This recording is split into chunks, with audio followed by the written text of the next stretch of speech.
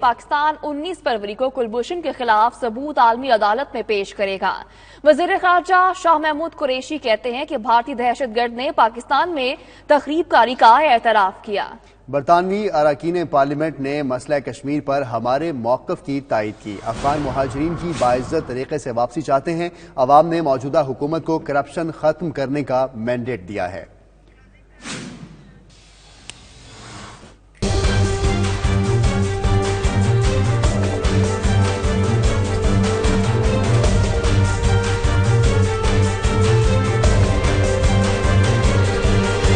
بھارتی جاسوس کلبھوشن یادو کی بات ہو یا افغان امن عمل کا تذکرہ، مسئلہ کشمیر ہو یا پاک افغان تعلقات، امریکہ کے طالبان سے مذاکرات کا معاملہ ہو یا پاکستان سے افغانستان مہاجرین کی واپسی کی بات، وزیر خارجہ شاہ محمود قریشی نے سب واضح کر دیا۔ دورہ برطانیہ کے دوران مانچسٹر میں موجود وزیر خارجہ شاہ محمود قریشی نے میڈیا سے گفتگو کرتے ہوئے کہا کہ بھارتی دہشت گرد کلبھوشن نے پاکستان میں تخریب کاری کا اعتراف کیا۔ کلبھوشن کا مقدمہ 19 فروری کو عالمی عدالت انصاف میں پیش کیا جائے گا۔ ہماری لیگل ٹیم جو ہے 19 فروری کو بھی اپنا کیس پیش کرے گی۔